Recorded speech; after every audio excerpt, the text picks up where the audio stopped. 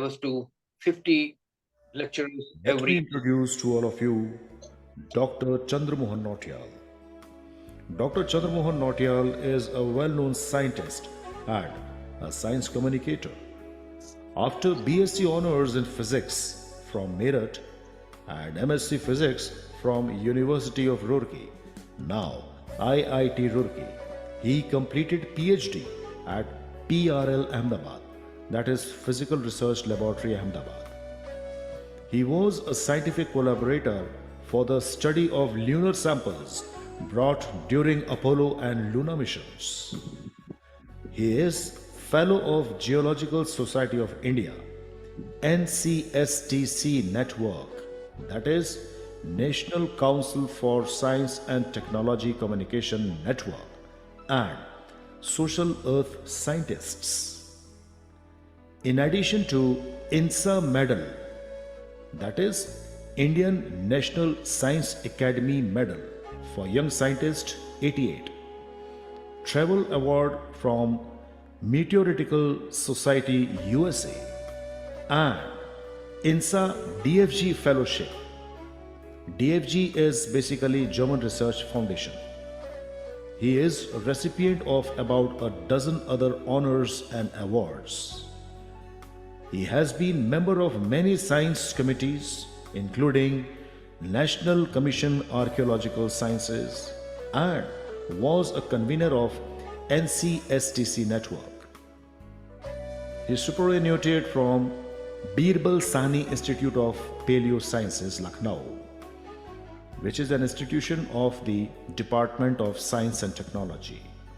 In 2016, as scientist in charge of radiocarbon laboratory. On invitation, he has visited many countries including France, UK, USA, Germany, Switzerland, South Africa, Russia, and Vietnam. At present, he is consultant science communication to Indian National Science Academy, that is INSA, New Delhi. He is also member Board of Studies, Chaudhary Charan Singh University, Meerut, Vice President Vibha, Awadh Prant, Chairman NCSC UP. NCSC is National Children Science Congress. Member Local Advisory Committee RSC Lucknow, Management Committee MR Jaipuria College and Indus Valley School Lucknow. Advisor Breakthrough Science Society Kolkata UP chapter. Chairperson NCSC UP East. Member Executive Vigyan Parishad Prayag as via Antrangi. Club of Lucknow, Vice President Bharatiya Bhasha Pratishthapan Rashtriya Parishad UP. He is also a member of the Publication Committee Vigyan Prasar, a DST institution, and member of American Association Advanced Science USA. PSCT Network, that is Public Commission of Science and Technology, and corresponding member Palcom, Switzerland. We at this forum are honored to have him as a speaker.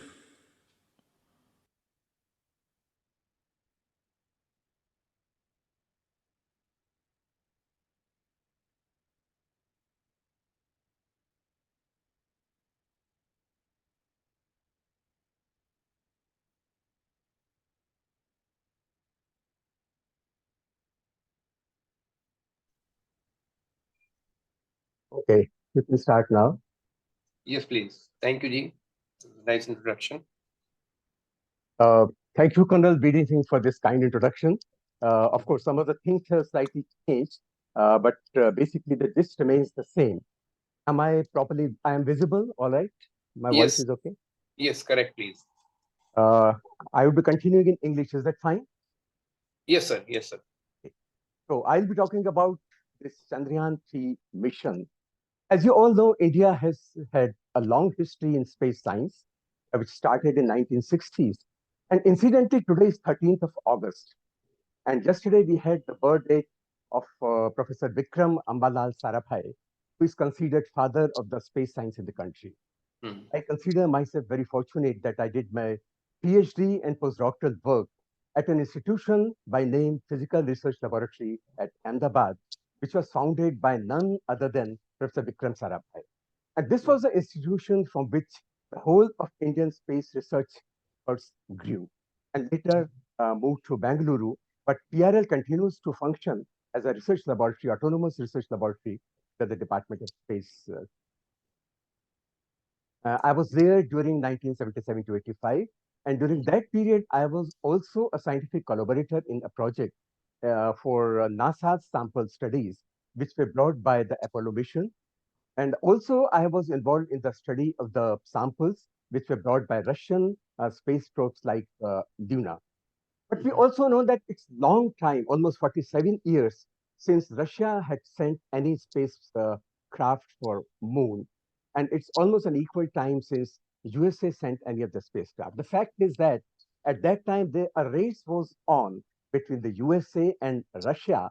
And it was more, I think, a kind of psychological war where both the countries wanted to establish their superiority in space science. It became almost a matter of national pride. And even though it was Russia who first took the first major step in space science by launching a Sputnik satellite, it was US who first landed on moon. And this was a great morale booster for the United States of America. India was a comparatively latecomer on the scene. And it was in 1960s that efforts were started to establish a Department of Space. So initially it was INCOSPAR, for which Professor Vikram Sarabhai had taken an initiative. In 1962 or so, this was established, and later it evolved into the Department of Space. And today, this is pride of our nation. And the most interesting thing is that we are able to make space flight at a cost which is fraction of cost which USA or other countries. As far as the moon is concerned, India will be the fourth nation in the world which will be landing on the moon. India has earlier made two efforts, Chandrayaan 1 in 2008, and then 11 years later to Chandrayaan 2. But we know that Chandrayaan 2, out of its several stages, it did not succeed in its final stage, where it was meant to land its module on the lunar surface. It crash landed, it broke down, and the communication was destroyed. But this shows that we have the capability to launch our modules. We can send them to the space. We can send them close to the moon. And the final stage, which is the soft landing on moon, this is a very, very difficult maneuvering, and not many countries in the world have succeeded. We know about United States, they succeeded, Russia and China. A few years back, Russia had sent a chain space mission to the other side of the moon. And otherwise, Russia and USA had been usually landing on the side of the moon which faces us. We know that because of a special astronomical event which is called tidal locking, we always see the same face of moon because it keeps rotating and keeps moving around the Earth so that we only see one face of moon. India has tried to do where people have not so far succeeded. Uh, Two other countries, Israel and Japan, they also tried to land on moon, one of them around the south pole of moon, but they didn't succeed. Now, India, on 23rd of August, India will be making history by successfully landing near the south pole of. Now, the first question comes, why are we interested in moon or in these space missions at all? If you think about these things, there are several reasons. Number one, it's like somebody asked a mountaineer, why do you want to climb Mount Everest? He said, because it is there. Hmm. In a similar vein, if somebody asks us, do we want to land on moon?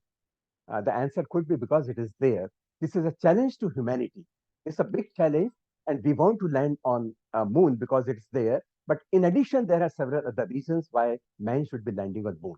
Reason number one is that this is the nearest space body to us. So before heading anywhere else, of course, we have been involved in the Mars mission also. But landing on moon is a dream for anybody. USA succeeded in 1969 when they landed their Apollo 11 there. They even landed two of their astronauts there, and whereas the third one was orbiting the sun module. India will be this time landing its module there, Chandrayaan 3 lunar module, but there will be no human beings there. But there is a future plan that India will also be landing human beings there. So this is one thing, that landing on the moon by itself is a huge achievement. The second reason is that we still don't know much about moon. I have been involved in the study of the moon samples for my 6 or 7 years at Physical Research Laboratory, Ahmedabad. To really look at them, you don't find them as attractive as moon appears to be. They're like any soil, but when you study them in the laboratory, you find they are very different from the soil found on Earth. For example, in them, you find that there are signatures of the charged particles which are coming as cosmic rays and which are coming from the sun. They leave their signatures in those lunar grains, and we can study them in the laboratory. There is another factor: the lunar grains are very rich in some of those gases which you don't see much on Earth. For example, helium, neon, argon, krypton, and xenon. And the reason they get them implanted in that soil is because these gases are coming from the sun as solar wind, and being low energy, they get implanted in the outer skin of the lunar grains, and therefore they become very rich in this. And we know that helium-3 is very important for nuclear fusion. In fact, China claims that they sent this Chang spacecraft to the moon so that they could do the mining for lunar soil, and this way they could get a very rich reservoir of helium. Another reason why people want to land on moon is that in their efforts to go to other planets like Mars or near Jupiter, they can have an intermediate station on the way to Mars, on moon, and that could serve as a station, as a platform on the way. So these are some of the reasons why people want to go on. Now, Chandrayaan 3 and Chandrayaan 2, many questions crop up in our minds. Like, Bhaiya, just to interject, uh, now onwards, Hmm? can you mix English and Hindi? okay, fine. चांद पर जाने का जो हमारा सपना है, वो अब हमारा अपने मॉड्यूल को वहां पर उतारने का, ये अब शायद 23 अगस्त को सच होगा। एक सवाल जो बार बार हम में से सबके मन में आता है कि ऐसा क्यों है कि चंद्रमा पर पहुंचने पर भारतवर्ष को 41 दिन लग रहे हैं, जबकि अमेरिका 5-6 दिन के अंदर उसके पास पहुंच जाता है, और उसके बाद 2-4 दिन का टाइम और लेके उसके चारों तरफ ऑर्बिट में घूमकर वो चंद्रमा की सतह पर उतर जाता है। ये बहुत नेचुरल सवाल है जो हमारे मन में आना चाहिए। इसका कारण बहुत सिंपल है।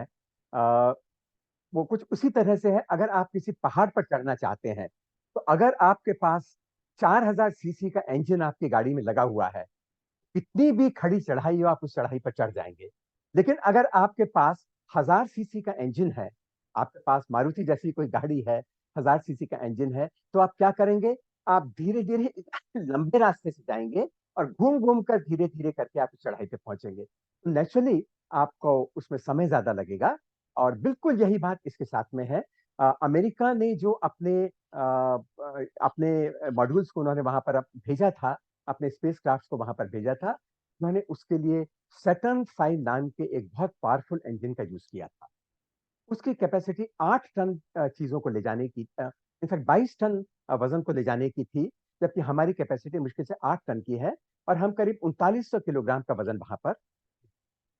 तो सीधा साधा अंतर है, हमारे जो इंजन आप कह सकते हैं उनकी क्षमता में है, उन दोनों में काफी फर्क है, and therefore we are taking much longer than one American or a Chinese or a Russian air. This is one main reason why it takes more time. दूसरा सवाल हमारे मन में आता है कि हम वहां पर अभी किसी इंसान को वहां पर नहीं भेज रहे हैं, लेकिन जब हम सक्सेसफुली वहां पर लैंडिंग में सक्षम हो जाएंगे, उसके बाद प्रयास किए जाएंगे कि वहां पर हम किसी मानव को, किसी एस्ट्रोनॉट को या कॉस्मोनॉट को हम वहां पर आ सकें। मन में एक हमारी क्यूरियोसिटी ये भी आती है कि हम क्यों, जब इतना समय लेते हैं, तो हम क्यों बार बार पृथ्वी के चारों तरफ चक्कर काटते हैं पहले, के बाद हम लूनर ऑर्बिट में इंजेक्ट करते हैं अपने। दरअसल होता यह है कि अगर हम एक ही बार में, फिर वही बात आई कि हमारे पास अगर बहुत पावरफुल इंजन होता तो हम एक ही बार में इसको लूनर ऑर्बिट के पास में भेजते। अभी हम 5 एफर्ट्स करते हैं और धीरे धीरे अपने स्पेसक्राफ्ट की जो रेडियस है पृथ्वी के चारों तरफ घूमने का, उसको बढ़ाते रहते हैं। धीरे धीरे वो पृथ्वी से दूर जाता है। और ये सर्कुलर ऑर्बिट नहीं होती, ये इलिप्टिकल ऑर्बिट होती है, यानी उसकी लंबाई में और चौड़ाई में काफी फर्क होता है।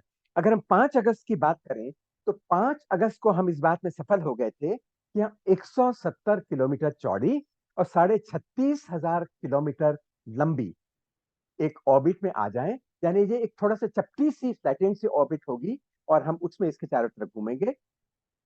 उसके बाद 9 तारीख को हम करीब 174 किलोमीटर की और 1437 किलोमीटर की ऑर्बिट में आ गए। अ, और उसके बाद हम धीरे-धीरे जो है, हमने जब वहां के उसमें उसको इंजेक्ट करने के बाद हम चंद्रमा की तरफ भी इसी तरह से 5 चक्कर लगाते हैं और आखिर में जाकर एक बार वो धीरे-धीरे जो हमारा स्पेसक्राफ्ट है, वो चंद्रमा के पास आना शुरू कर देता है। और 16 अगस्त को 100 किलोमीटर बाय 100 किलोमीटर की एक ऑर्बिट, यानी करीब-करीब सर्कुलर ऑर्बिट में हम चंद्रमा के चारों तरफ घूमने लगेंगे। उसके बाद इस ऑर्बिट को और थोड़ा-सा पास कर दिया जाएगा और करीब 100 किलोमीटर बाय 30 किलोमीटर की ऑर्बिट हो जाएगी और उसके बाद वहां से हम प्लान करेंगे कि हम अपने मॉड्यूल को वहां से नीचे। एक बात आप यहाँ पे सोचिए, हमें लग सकता है कि चंद्रमा पर अगर हम उस मॉड्यूल को वहां पर गिरा दें तो उसके बाद हमारा काम खत्म, मॉड्यूल नीचे जाएगा और चंद्रमा की सतह पर उतरेगा और जो अपना काम करना होगा वो शुरू करेगा। लेकिन ये एक बहुत गलत चीज, गलत नोशन है, क्योंकि आप देखिए कि ये बात सच है कि चंद्रमा की ग्रेविटी, चंद्रमा पर जो ग्रेविटेशनल अट्रैक्शन है, वो पृथ्वी के ग्रेविटेशनल अट्रैक्शन के मुकाबले ही कम है, 1/6। इसका मतलब ये हुआ कि अगर वहां पे हम फ्री फॉल में छोड़ देंगे अपने जो लैंडिंग मॉड्यूल है उसको, तो वो धीरे धीरे जैसे नीचे गिरेगा, उसकी वेलोसिटी बढ़ती चली जाएगी ग्रेविटी की वजह से, और जब तक वो चंद्रमा की सतह पर पहुंचेगा इतना वो तेज हो जाएगा कि उसकी वहां पर क्रैश लैंडिंग होगी। इसलिए उस लैंड मॉड्यूल को वहां पे हम जब उतारते हैं तो हम उसमें कुछ इंजन उसमें भी लगाते हैं, 4 इंजन लगाते हैं, ताकि जब वो पास चले जाए तो उसके बाद उनको हम फायर कर देते हैं। और ये इंजन उसकी स्पीड को बढ़ाते नहीं, यानी हम इन्हें उल्टी दिशा में लगाते हैं, उल्टी दिशा में फायर करते हैं, ताकि नीचे गिरने की स्पीड को ये कम कर दें और जब चंद्रमा की सतह के पास ये मॉड्यूल वहां पर पहुंचे तो इसकी वेलोसिटी कम होकर करीब 2 मीटर प्रति सेकंड की रह जाए। और उसके बाद धीरे से जब ये वहां पर उतरेगा, एक और मैन्युवरिंग इसके बीच में बड़ी इंपॉर्टेंट है, पिछली बार नहीं हो पाई थी, इसकी वजह से हमारा जो चंद्रयान 2 था, अब वो मिशन आखिरी स्टेज में फेल हो गया था। एंड दैट इज, जिस समय तक ये चंद्रमा के चारों तरफ घूमता रहता है, हमारा जो मॉड्यूल है, उस समय के बाद इसको हम जो दूसरा मॉड्यूल का पार्ट है उससे अलग कर देते हैं और ये उसके बाद चंद्रमा के और पास आ जाता है। लेकिन उस समय ये वर्टिकल पोजीशन में नहीं होता, ये हॉरिजॉन्टल पोजीशन में होता है। जबकि हम चाहते हैं कि ये चंद्रमा पर जब उतरे तो वर्टिकल पोजीशन में उतरे, अपने लेग्स पर, अपनी टांगों पर ये वहां जाकर खड़ा। इसलिए इसको इसके लिए भी मैन्युवरिंग की जाती है कि ये हॉरिजॉन्टल से हटकर ये वर्टिकल पोजीशन में जाकर वहां पर, उसके वहां पर उतरने के बाद जिसे हम कहेंगे सॉफ्ट लैंडिंग, क्रैश लैंडिंग नहीं होगी, सॉफ्ट लैंडिंग होगी। और ये हमारी क्षमता का बहुत बड़ा प्रदर्शन होगा। तो जो हमारे 3 बहुत बड़े गोल्स हैं इस मिशन के, उनमें से एक जो लॉन्चिंग की कैपेबिलिटी थी, इसको हम इससे पहले भी 2 बार सिद्ध कर चुके हैं कि हम अपने पृथ्वी से अपने रॉकेट से, ये सही है कि उसमें हमने दूसरे देशों से भी कहीं-कहीं पर सहायता ली है। जैसे हमारा जो सेकंड स्टेज का रॉकेट है, उसमें हमने फ्रांस से सहायता ली है। उनके एरियन रॉकेट को हमने उनके साथ मिलकर उसी तरह के रॉकेट को डेवलप किया। और पहली स्टेज में सॉलिड फ्यूल था, दूसरी स्टेज में लिक्विड फ्यूल था और उसके बाद फिर तीसरी स्टेज थी जो आखिर में जाके जिस पावर का वहां पर इसके उतरने के बाद इसमें से एक रोवर निकलेगा, एक बग्घी निकलेगी और उस बग्घी के 6 पहिए होंगे और उसके बाद ये बग्घी चंद्रमा की सतह पर, इस बग्घी का उपयोग क्या है, इस बारे में भी मैं आपको बताऊंगा। कि हम क्यों चाहते हैं कि ये बग्घी वहां पर जगह जगह पर घूमे। लेकिन इस बग्घी के वहां पर घूमने के लिए भी एक बहुत बड़ी चुनौती है। There is a very big challenge. We know that कि पृथ्वी का एटमॉस्फेयर होता है। पृथ्वी के एटमॉस्फेयर में जब कोई चीज गिरती है तो वो जल जाती है। जैसे आसमान से अगर कोई छोटी सी चट्टान पृथ्वी की तरफ गिरेगी, जैसे एस्ट्रॉइड या मीटेरॉइड गिरते हैं, तो फ्रिक्शन की वजह से उनका टेम्परेचर बहुत बढ़ जाता है वातावरण में, एंड दे बर्न आउट। तो they don't reach earth, they become ash in the atmosphere itself. But moon के केस में वहां पर एटमॉस्फेयर नहीं के बराबर है। Practically there is no air on moon. therefore anything which falls from space, it doesn't burn out, it goes and hits the surface, और उस सरफेस पर टकराने के बाद वो वहां पर गड्ढा कर देती है, वो वहां पर क्रेटर कर देती है। और अगर आपने चंद्रमा के फोटोग्राफ जो हमारे चंद्रयान 3 ने भी भेजने शुरू कर दिए उनको देखा होगा, तो चंद्रमा की सतह पर बहुत सारे क्रेटर्स, बहुत सारे गड्ढे हैं। अब क्योंकि वहां पर पानी नहीं बहता, इसलिए वहां पर मिट्टी जाकर उन क्रेटर्स को भर नहीं देती। तो जब हमारा रोवर हमारे मॉड्यूल से, लैंडिंग मॉड्यूल से निकलने के बाद चंद्रमा की सतह पर चलना शुरू करेगा, तो वो हो सकता है कि क्रेटर्स में फंस जाए। इसके लिए एक बहुत बड़ी चीज है कि चंद्रमा पर उतरने के लिए हम ऐसी जगह को ढूंढें जो जगह या तो समतल हो या ऐसी हो जहां पर ये रोवर ठीक से। पिछली बार क्या हुआ था? पिछली बार हमने एक बहुत छोटा एरिया पॉसिबिलिटी की तरह लगा था कि हम छोटे से उस एरिया में, लेट अस से आधे किलोमीटर के करीब का एरिया था, उसमें हम इस अपने मॉड्यूल को, लैंडिंग मॉड्यूल को उतारेंगे। लेकिन इस बार हमने कभी 2 किलोमीटर बाई 4 किलोमीटर के एरिया को लिया है, और वहां पर जो कैमरे इसमें लगे होंगे, उतरने से पहले ये वहां अपने कैमरों से आसपास के उस पूरे एरिया को देखेगा। और अगर ये किसी गलत जगह पर उतरने वाला है, पे जो इंजन लगे हुए हैं उनका उपयोग करके, इसमें आर्टिफिशियल इंटेलिजेंस का उपयोग होगा, और ये जज करेगा कि इसको कहां पर उतरना है। अगर कोई गलत जगह पर ये शुरू में उतरने वाला है, तो अपनी दिशा बदल के एक ऐसे स्थान पर उतरेगा जो सेफ, ताकि उसके बाद वो वहां पर जब चले तो ये किसी गहरे क्रेटर में न फंस जाए, क्योंकि क्रेटर में फंस गया तो ये आगे काम नहीं कर सकता। और इसमें बहुत सारे एक्सपेरिमेंट्स करने की प्लानिंग है।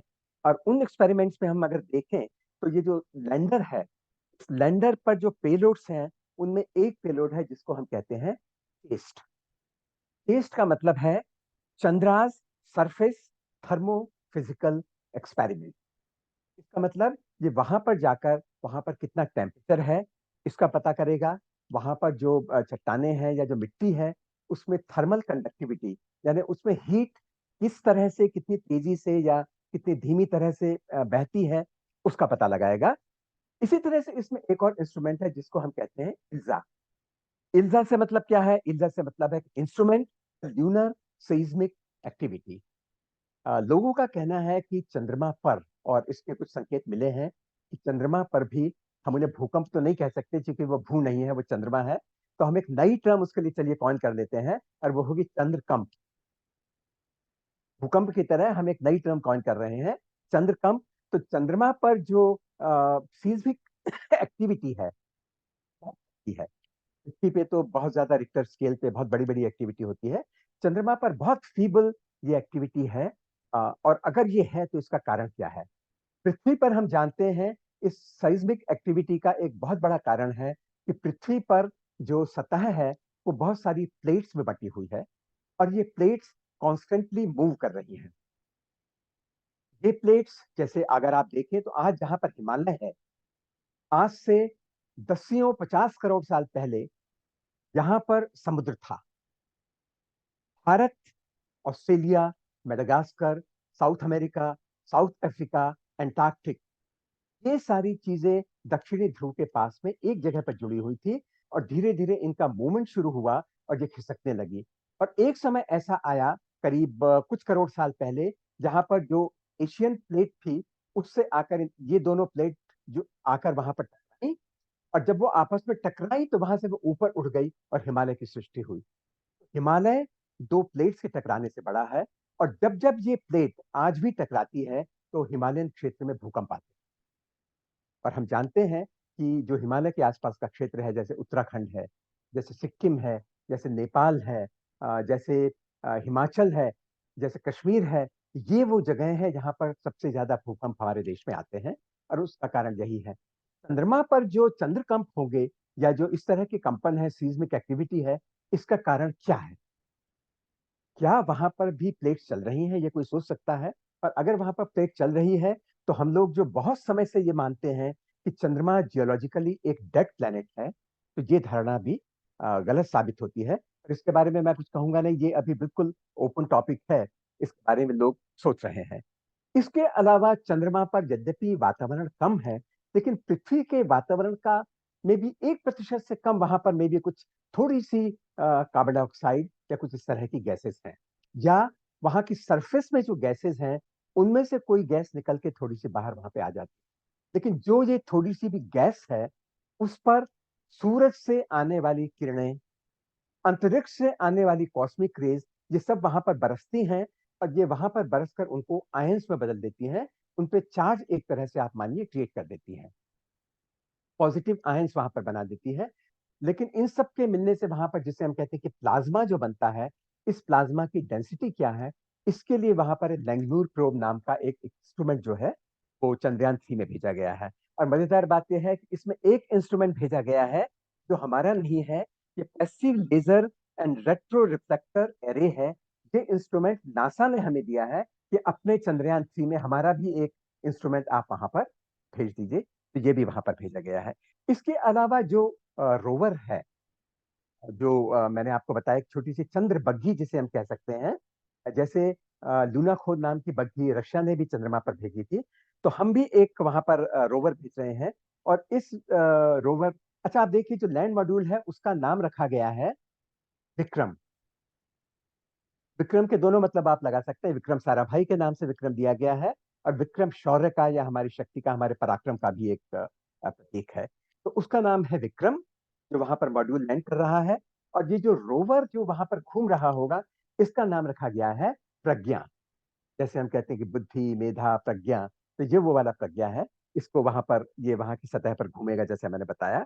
तो इसमें कई तरह के इंस्ट्रूमेंट हैं, जिनमें से एक इंस्ट्रूमेंट का उद्देश्य है कि वहां पर वो रॉक्स की, मिट्टी का केमिकल एनालिसिस करे, पता लगाए कि उसमें कौन कौन से एलिमेंट्स या कौन कौन से तत्व हैं। एक अल्फा पार्टिकल एक्सरे स्पेक्ट्रोमीटर है, अल्फा पार्टिकल एक्सरे स्पेक्ट्रोमीटर।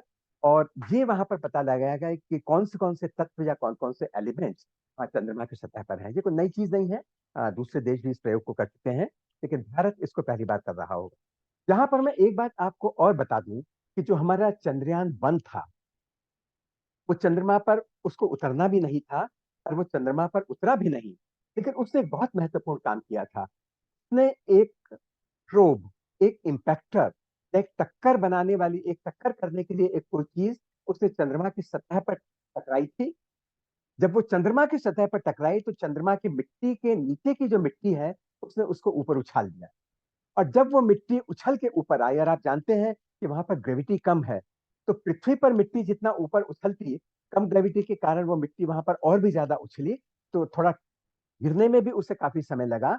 तो वो समय इतना काफी था कि जो इंस्ट्रूमेंट उसमें था, उस इंस्ट्रूमेंट ने उसका एनालाइज कर लिया, और उससे उनमें उनको पता चला कि वहां पर हाइड्रोक्सिल आयन है, यानी पानी उसके अंदर है। तो लोगों ने ये बहुत महत्वपूर्ण चीज पता चली। जब हम लोग पीएचडी कर रहे थे, तो हम लोग ये मान के चलते थे कि चंद्रमा पर पानी नहीं है। और जब तक ये प्रयोग वहां पर नहीं हो गया, तब तक लोगों को नहीं लग रहा था कि वहां पर पानी होगा। ये पहला एक्सपेरिमेंटल डेमोन्स्ट्रेशन था कि चंद्रमा की मिट्टी में पानी है, चंद्रमा की सतह के नीचे भी पानी है। और सच यह है कि बाद के फोटोग्राफ से यह भी पता चला कि जो ध्रुवीय क्षेत्र है वहां पर, उनमें से कुछ पहाड़ हैं, मंगल के बारे में भी यही पता चला कि वहां पर बर्फ जमी रहती है। और भी मजेदार बात है कि वहां पर जो दरारें हैं, जिन्हें हम क्रेवाइसिस कहते हैं चंद्रमा की सतह पर, उन दरारें इतनी गहरी हैं कि उनमें सबसे नीचे जहां पर पानी है, वो पिछले लाखों करोड़ों सालों से आज भी वहां पर जमा हुआ है। और क्योंकि टेम्परेचर चंद्रमा की सतह पर बहुत कम होता है, चंद्रमा की एक खूबी मैं आपको और बता दूं, क्योंकि वहां पर एटमॉस्फेयर नहीं है, कि दिन के समय टेम्परेचर वहां बहुत ज्यादा हो जाता है, हम वहां पर सरवाइव नहीं कर सकते। और इसीलिए जो हमारे जो कॉस्मोनॉट्स वहां पर गए थे अमेरिका के, जैसे नील आर्मस्ट्रॉन्ग, ये जब वहां पर गए थे, उन्होंने जो स्पेस सूट्स पहने थे वो इतने चमकदार थे कि सूरज से आने वाली सारी गर्मी उससे टकराकर वापस चली जाए, वरना वो वहां पर सरवाइव नहीं कर सकते थे, टेम्परेचर इतना ज्यादा होता। इसकी वजह से चंद्रमा की सतह पर डे टाइम में टेम्परेचर में भी 50, 60, 70, 80, 100 डिग्री सेल्सियस के आसपास होगा, लेकिन रात के टाइम में वही टेम्परेचर 0 से भी 40, 50, 60 डिग्री या उससे भी ज्यादा ठंडा हो जाएगा। इसकी वजह से वहां की जो दरारें हैं, जो क्रेवाइसेस हैं, उसमें आज तक जो बहुत पुरानी बर्फ थी वो आज भी जमी हुई है, वो कभी पानी बनकर और भाप बनकर बाहर नहीं निकलती। So that old ice, which may be millions of years old, maybe crores of years old, that is still deposited there in those cracks. तो चंद्रमा पर आइस के रूप में पानी है, और वो पानी जो H2O, जो धरती पर जिसे हम पानी कहते हैं, वैसा भी हो सकता है, और ये देखना बाकी है कि क्या किसी और तरह का भी आइस वहां पर है। तो maybe we don't know, maybe carbon dioxide solid हो सकती है या कोई और चीज हो सकती है। This is one more experiment which was done in Chandrayaan 1, और अब वहां पर जाकर ये वहां पर स्टडी होगी। और चाइना का, जैसे मैंने बताया, उनका प्लान वहां से सैंपल लाने का था। तो बाद में जाकर अगर कभी फिर से हम सैंपल रिटर्न मिशन करेंगे तो हम वहां के सैंपल्स में पानी की स्टडी को और ध्यान से करेंगे। इसके अलावा वहां पर एलिमेंटल कॉम्पोजिशन के लिए एक और इंस्ट्रूमेंट भेजा गया है, उसको कहते हैं लिप्स। लिप्स से मतलब है कि laser induced breakdown spectrometer. और ये जो स्पेक्ट्रोस्कोपी है या स्पेक्ट्रोमीटर है, इससे पता चलेगा कि वहां पर तत्व कौन से हैं। ये कोई नई बात नहीं है। जब हमने चंद्रमा के नमूने जो अपोलो मिशन में, ल्यूना मिशन में आए थे, उनको स्टडी किया था, तो हमें पता चला था कि वहां पर जो क्रस्ट है चंद्रमा का, उसमें पृथ्वी की तुलना में एल्यूमिनियम ज्यादा है। ये एक थोड़ा सा अंतर वहां पे है। और अगर आपने चंद्रमा की सतह को देखा होगा तो उसमें कुछ पोर्शंस हैं जो डार्क हैं और कुछ पोर्शंस हैं जो ब्राइट हैं। वो मारिया एक पोर्शन कहलाता है, और एक लूनर हाईलैंड कहलाता है जो थोड़ा सा चमकदार। वहां पर रेगोलिथ है या मिट्टी है, जो बार बार जो अंतरिक्ष से आने वाली चट्टानें और जो पत्थर वहां पे टकराते हैं, वहां की चट्टानों को तोड़ तोड़ कर वो वहां पर मिट्टी बना देते हैं। लेकिन कुछ जगह ऐसी है जहां पर लावा है। हम जानते हैं कि जो कंपैरेटिवली फ्रेश है और वहां पर अभी मिट्टी नहीं जमा है, वो लावा है, इसलिए वो डार्क। हमारा जो इंजन जो इसको वहां तक ले गया वो GSLV Mark 3। यद्यपि सैटर्न 5 जो अमेरिकन इंजन था, या जो सोयूज था रशिया का, उनके मुकाबले बहुत कम क्षमता का था। वेट कैरिंग कैपेसिटी भी इसकी 4-5 गुनी कम थी। और बहुत समय भी इसको उसकी वजह से ज्यादा लगता है। लेकिन इसके बाद भी अल्टीमेटली, जैसे कहते हैं कि proof of the pudding is in eating, इसने ये सिद्ध कर दिया कि हम में वो क्षमता है कि वहां पर हम इसे ले जा सके। और इस इंजन को बनाने से हमने ये भी दिखा दिया कि अगर कभी जरूरत पड़े और हम अपने सैटेलाइट्स को भी बहुत दूरी पर अंतरिक्ष में लॉन्च करना चाहते हैं, इन्हीं ऑर्बिट्स में डालना चाहते हैं, हम उसके केपेबल हैं। और GSLV का मतलब आपको जानने की उत्सुकता हो कि GSLV होता क्या है, तो ये है जियो सिंक्रोनस लॉन्च। क्योंकि पृथ्वी में, जो पृथ्वी के साथ साथ घूमते रहें, ऐसे सैटेलाइट्स को जब पृथ्वी से भेजा जाता है, तो मैं मैथमेटिक्स में यहाँ पर नहीं जाऊंगा, तो करीब 36,500 किलोमीटर की ऊंचाई वो ऊंचाई है। वहां पर अगर हम अपने सैटेलाइट को स्थापित कर देंगे, तो फिर उसके बाद हमें ऊर्जा खर्च करने की जरूरत नहीं है, किसी फ्यूल की जरूरत नहीं है। पृथ्वी के घूमने के साथ साथ वो पृथ्वी के चारों तरफ अपने आप, बिना किसी इंजन के, बिना किसी हमारे एनर्जी के दिए हुए, वो उसको घूमते रहेंगे। एक और खूबी जो इस हमारे चंद्रयान 3 की है कि ये उतरेगा चंद्रमा के दक्षिणी ध्रुव के पास। और ये पहला ऐसा प्रयास होगा, जो पहले प्रयास थे वो सक्सेसफुल नहीं हुए थे। लेकिन ये दक्षिणी ध्रुव के पास उतरेगा, जिसके बारे में हम बहुत कुछ नहीं जानते। लेकिन इसी बीच में एक और बड़ा इंटरेस्टिंग डेवलपमेंट हुआ है। और वो इंटरेस्टिंग डेवलपमेंट ये है कि अभी 11 तारीख को रूस ने भी अपना एक लूना 25 मिशन चंद्रमा के लिए छोड़ दिया है। क्योंकि उनके पास ज्यादा पावरफुल रॉकेट्स हैं, उनका मिशन, उनका जो अंतरिक्ष यान है, जो उनका लूनर स्पेसक्राफ्ट है, वो हमारे वहां पर लैंड करने से, यानी 23 अगस्त से शायद 2 दिन पहले 21 अगस्त को वहां पर लैंड कर जाएगा। और ये उसी एरिया में लैंड करेगा, दक्षिणी ध्रुव के पास में, जहां पर 2 दिन बाद हमारा स्पेसक्राफ्ट लैंड करेगा। तो in a way you can say that okay, वो बाजी थोड़ी सी हमसे पहले मार ली उन्होंने, लेकिन इनके उसमें इतनी दूरी है कि इनके आपस में किसी तरह के कोई क्रैश या क्लैश की कोई नहीं है। तो इस तरह से हम वहां पर जब पहुंचते हैं, तो कम्युनिकेशन के लिए इसमें जो हमारा कर्नाटक में एक जगह है, वहां पर एक इंडियन डीप स्पेस नेटवर्क स्थापित किया गया है। और इस नेटवर्क का काम है कि ये वहां पर इनके साथ में संपर्क करेगा, क्योंकि रोवर वहां पे जो होगा, उस रोवर की कनेक्टिविटी हमारे लैंडर मॉड्यूल के साथ में, ये उससे कनेक्ट करेगा। लेकिन अगर किसी इमरजेंसी की वजह से ये संपर्क भी नहीं हो पाता, तो वहां पर जो हमारा ऑर्बिटर घूम रहा है आज भी, चंद्रयान 2 वाला ऑर्बिटर सक्सेसफुल था, तो आज भी वहां पर घूम रहा है, तो हमारा जो लैंडर मॉड्यूल है वो उसके साथ संपर्क करता है। इस बार जैसा कि हमारे जो इसके सेक्रेटरी और इसरो के जो चेयरमैन हैं सोमनाथ जी, वो बार बार उन्होंने इस बात पर जोर दिया है कि जितनी विपरीत आशंकाएं थी, जितनी प्रतिकूल आशंकाएं थी, उनके बारे में सोच सोच कर कि अगर ऐसा होगा तो क्या होगा, अगर ऐसा होगा तो क्या होगा, ये सोच सोच कर उन सारी पॉसिबिलिटीज के बारे में सोच के इस पूरे इसको इक्विप किया गया है कि अगर ये ज्यादा तेजी से नीचे गिरने लगा, तो इसमें बूस्टर जो है वो हम कितने इंजन को चला दें कि ये नीचे गिरना इसका धीरे हो। अगर ये नीचे गिर जाए, आ जाए, और उसके बाद किसी वजह से जो हमारा नेटवर्क है वो उससे टूट भी जाए संपर्क, तो ये कैसे कम्युनिकेशन, अगर इनका आपस में टूट भी जाता है कनेक्शन, तो उसके लिए भी एक जो है इन्होंने ऑल्टरनेटिव ढूंढ के रखा हुआ है। जैसे मैंने कहा, चंद्रयान 2 के हम नेटवर्क का उपयोग करते हैं। और ये बात सही है कि इसमें समय थोड़ा सा ज्यादा लग रहा है, पर इसके नीचे उतरते समय कांस्टेंट मॉनिटरिंग होगी। ये मॉनिटरिंग कई तरह की होगी। इसमें कैमरे लगे हुए हैं जो लगातार नीचे का फोटोग्राफ इसको देते रहेंगे, इसके आर्टिफिशियल इंटेलिजेंस को। और वो आर्टिफिशियल इंटेलिजेंस तय करेगी कि जिस क्षेत्र के ऊपर ये उतर रहा है, वो क्षेत्र उतरने के लिए ठीक है या नहीं है, नहीं तो ये अपने डायरेक्शन को बदल देगा। इसमें वेलोसीमीटर लगे हुए हैं, यानी वेलोसिटी का लगातार मेजरमेंट होता रहेगा कि कहीं ये ज्यादा तेज तो नहीं गिर रहा, अगर ऐसा है तो इसको कैसे स्लो डाउन किया जाए। इसमें अल्टीमीटर्स लगे हुए हैं कि ये कितनी ऊंचाई पर है, और जैसे जैसे ऊंचाई बदलती जाएगी कि उसको कॉन्स्टेंटली मॉनिटर करके यहाँ पर बढ़ता रहेगा।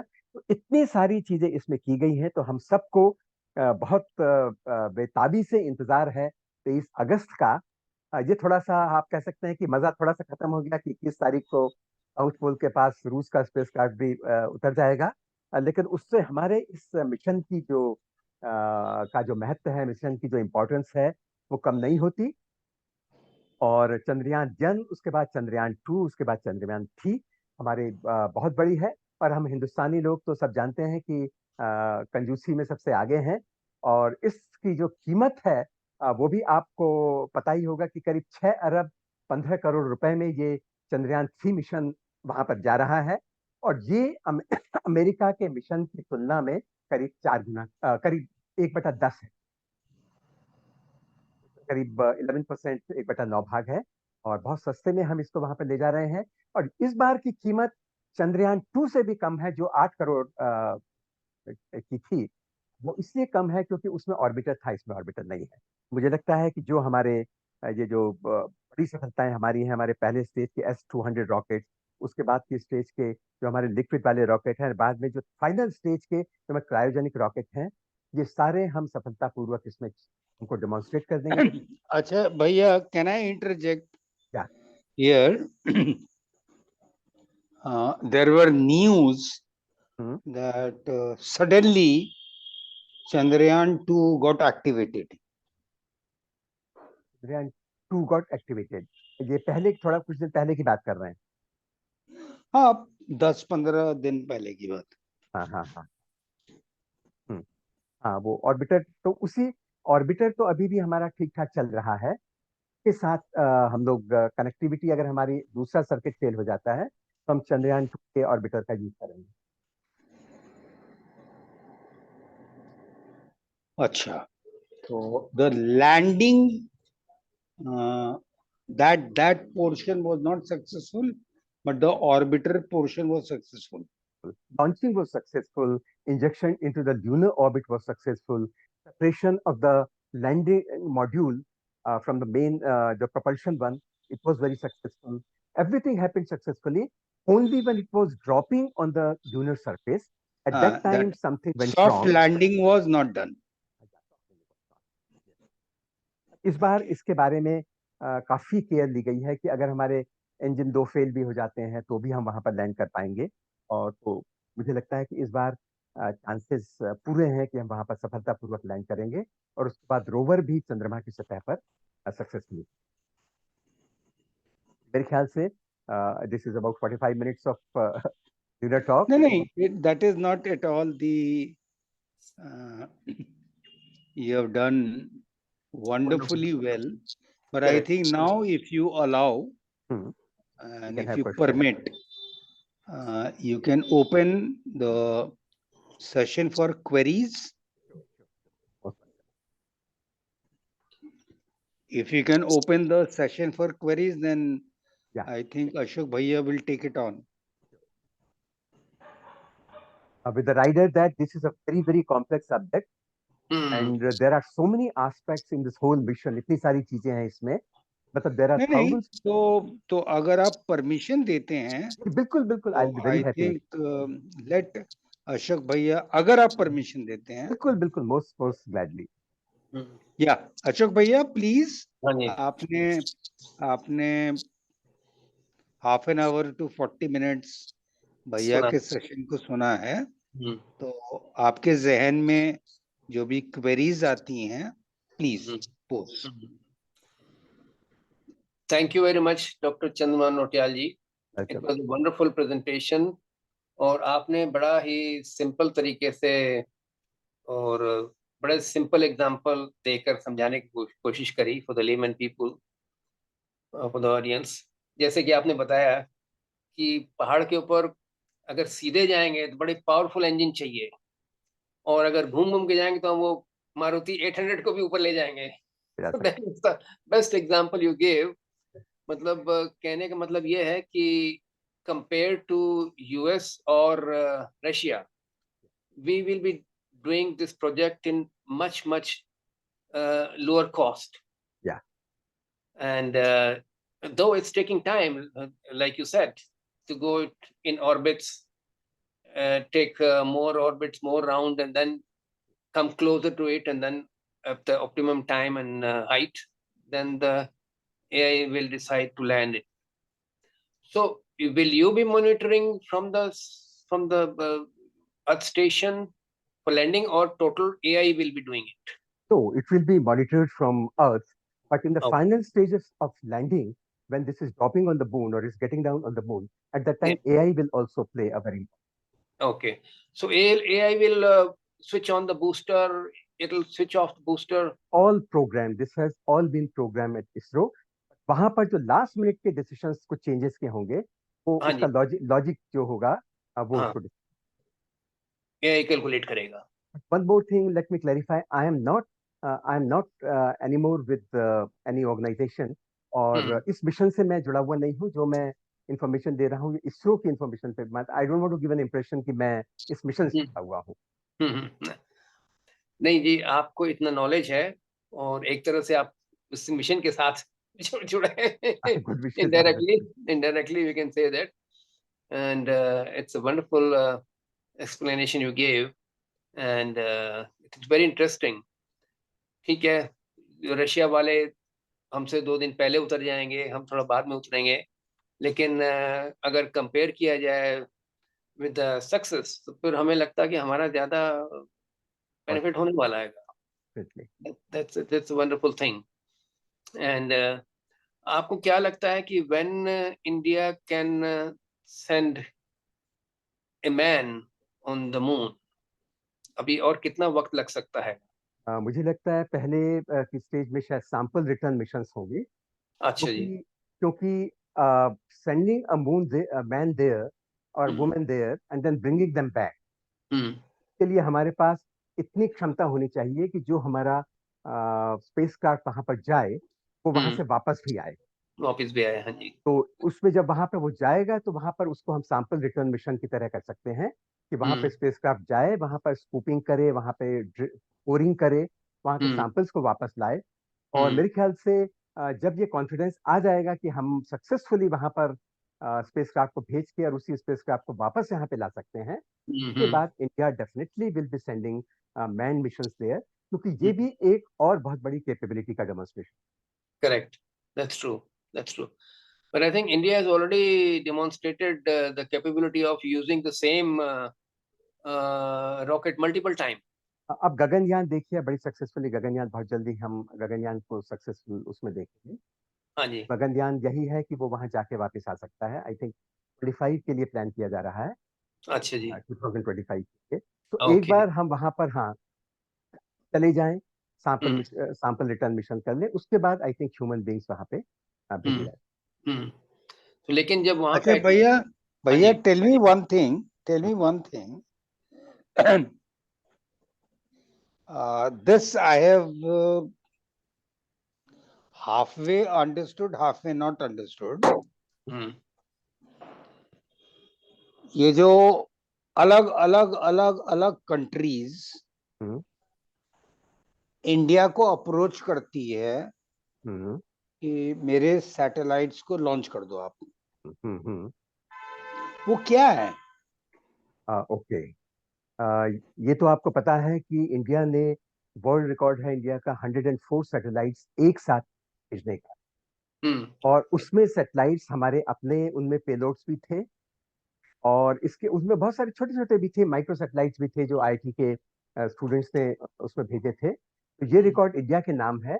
और कुछ इनमें से सैटेलाइट्स अमेरिका का ने भी कुछ उसमें से भेजे थे। और ये पेलोड्स जो वहां पर, ये सैटेलाइट जो वहां पर भेजे जाते हैं, हम्म, इन ये एक कमर्शियल एक्टिविटी भी है। फॉर एग्जांपल, एक कोई छोटा सा देश है, मान लिया, उसके पास लॉन्चिंग कैपेबिलिटी नहीं है, हम्म, लेकिन वो भी चाहता है कि, क्योंकि हम जानते हैं कि कम्युनिकेशन में सैटेलाइट्स का बहुत उपयोग है, जब हम हम्म, सैटेलाइट्स को वहां पर भेज देते हैं तो हम्म, अर्थ पे किसी भी एरिया के साथ हमारा कम्युनिकेशन स्टेब्लिश हो जाता है। तो हम्म, वो कंट्री इतना इन्वेस्ट नहीं कर सकता, नहीं उसके पास इतनी कैपेबिलिटी है, हम्म, टेक्निकल नो हाउ है कि वो वहां पे अंतरिक्ष में अपने सैटेलाइट भेज सके। तो वो इंडिया जैसी कंट्री को अप्रोच करता है कि आप हमारे सैटेलाइट को वहां पे लॉन्च कर दीजिए, हम आपको इतना पैसा देंगे। हम्म, तो इंडिया अब वो कमर्शियल बेसिस पर भी दूसरे देशों के सैटेलाइट्स को लॉन्च कर रहा है। हम्म, इंडिया की बाकायदा एक कंपनी है, और इसका जो विंग है, उनको दूसरी कंट्रीज अप्रोच करती हैं। और ये एक अंतर्राष्ट्रीय कोलैबोरेशन का भी बहुत बड़ा उदाहरण है। मुझे याद है 2014 में मैं प्रोफेसर यशपाल से मिला था, जो पहले स्पेस एप्लीकेशन सेंटर के चेयरमैन रहे हैं, जो साइट हम्म, एक्सपेरिमेंट के लिए रिस्पॉन्सिबल थे, डीएसटी के सेक्रेटरी रहे, यूजीसी के चेयरमैन रहे। हम्म, तो उन्होंने उस समय ये कहा था कि जो हमारा स्पेस साइंस है, ये अंतर्राष्ट्रीय कोलैबोरेशन के लिए भी एक बहुत इंपॉर्टेंट टूल हमारे लिए होगा। हम हम्म, दूसरे देशों के सैटेलाइट्स को लॉन्च कर सकते हैं, और जब हम अपने भी सैटेलाइट्स लॉन्च करते हैं, तो उससे जो डाटा हम इकट्ठा करते हैं, उदाहरण के लिए हमारे और श्रीलंका के बीच में जो समुद्र है, उस समुद्र हमारी शेयर्ड प्रॉपर्टी है, दोनों देशों की है। हम्म, में क्या हो रहा है ये जानना हमारा भी उतना बड़ा इंटरेस्ट है, जितना श्रीलंका के लिए, या बांग्लादेश के लिए, या पाकिस्तान के लिए, या किसी और देश हम्म, के। हम अपने जब सैटेलाइट से इनकी सारी फोटोग्राफी करेंगे, जब हमने सैटेलाइट से वहां पर जो एयर मासेस हैं उनका मूवमेंट, या जो वहां पर जो चक्रवात हैं, जो साइक्लोन्स हैं, उनके मूवमेंट को देखेंगे, तो इस इंफॉर्मेशन की वैल्यू उन सारे देशों के लिए होगी। और इस इंफॉर्मेशन को उन्हें दिया भी जा सकता है, इंफॉर्मेशन को सेल भी किया जा सकता है। तो हमारे ओके, देश के लिए ऑलरेडी इस सैटेलाइट लॉन्चिंग से रेवेन्यू का अर्निंग हो रहा है, हमारे देश के लिए बहुत हम्म, कम कम दामों में। We are oh, doing it at the lowest price. wow, amazing, that's wonderful. मतलब एक तरह से हमारा मालगाड़ी चल पड़ा है, सबका, हमारे बिल्कुल बिल्कुल सब बिल्कुल देशों का बिल्कुल। माल लेके जा सकते हैं, can carry the load of all other countries also. That's wonderful. That's a very good और experiment. इसमें और इसमें खूबी ये भी है कि हाँ जी। ऐसा नहीं है कि हम अगर 104 सैटेलाइट्स लेके ऊपर गए, तो हम्म, हमने एक ही जगह पे सारे सैटेलाइट्स छोड़ दिए। अच्छा। अलग अलग ऑर्बिट्स में हम उन सैटेलाइट्स को प्लांट कर सकते हैं या स्थापित कर सकते हैं। और ये एक बहुत महत्वपूर्ण है। ओके, ओके, ताकि उनका आपस में वो क्लैश भी ना हो, क्लैश और भी ना जैसी हो। और जैसी जरूरत है उसके हिसाब से हम सैटेलाइट को उसकी ऑर्बिट में लॉन्च करें। Okay. And why is our launching so economical? economic? There are several reasons. Number one is अगर हमारे इंजीनियर को 1 लाख रुपए सैलरी मिलती है, इसी काम के लिए अमेरिका में मे बी उसको 10 लाख। नंबर 2, बाकी भी जो बहुत सारी चीजें हैं जिनको मैं समझता हूँ आउटसोर्स भी किया जाता है, वो भी दूसरे उन देशों की तुलना में हमारे देश में कम है।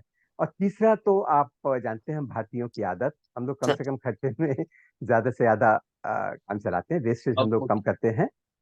हाँ, और इसके अलावा मुझे लगता है प्लानिंग भी हम लोगों की अच्छी तरह से है। मेरे ख्याल से ये सारे फैक्टर्स हैं जिनकी वजह से। और दूसरा, अब हम धीरे धीरे बहुत सारी चीजें अपने आप करने लगे हैं, और हम बहुत सारी चीजों को हम आउटसोर्स नहीं करते हैं दूसरे देशों को, आत्मनिर्भर हो गए। आत्मनिर्भर हो गए हैं। और हाँ जैसे मैंने कहा कि जो फ्रांस का एरियन इंजन है, हम्म, उससे उसका विकास के नाम से हमने उनके साथ मिलकर उस इंजन को खुद बनाया। अगर उस इंजन को हम दूसरे देश से खरीदते तो उसकी कीमत कहीं बहुत ज्यादा आती। लेकिन करेक्ट। क्योंकि हमने उसको कम बनाया, फ्रांस का सहयोग लिया, लेकिन हमने जो सेकंड स्टेज का रॉकेट है जिसका नाम विकास रखा गया है, वो हमने खुद बनाया है, तो वो बहुत सस्ता पड़ा। जब आप किसी चीज को होटल से लेके खाते हैं, वही दाल आपको 200 रुपए में मिलती है, आप खुद हाँ बनाते हैं तो 50 रुपए में। बिल्कुल बिल्कुल बिल्कुल बिल्कुल सही बोला आपने। और जो मोदी जी का जो एम रहा है, ध्येय रहा है कि आत्मनिर्भर बनो, तो उस डायरेक्शन में भी ISRO is working very hard to be totally independent of any other country and from any other sources, and doing wonderful job. Or I think you have given enough time, and Yeah. Rajiv ji, Ashok Bhaiya, I think you can wind up with your call, usual. thank you very much once again, Dr. Chandramohan Notial ji, for giving a you so wonderful presentation. It was so nice to hear from you, and we hope to hear again more on this related subject from you. And I hope our audience will also enjoy this. And thank you once again. And from Zana family, once again, we thanks everybody who is joining here today on this special talk by Dr. Chandramohan Notial related with Chandrayaan 3. And let's now pray for our safe landing on 23rd. Yeah, we are looking forward to that. Maybe exact time अभी नहीं पता है, लेकिन 23 अगस्त को होगा, तो उससे पहले थोड़ा सा हिंट दे दिया जाएगा। So let's hope everything happens as we are planning, as is being planned. So thank you so much for inviting me and giving me this opportunity. Thank you once again. Namaskar.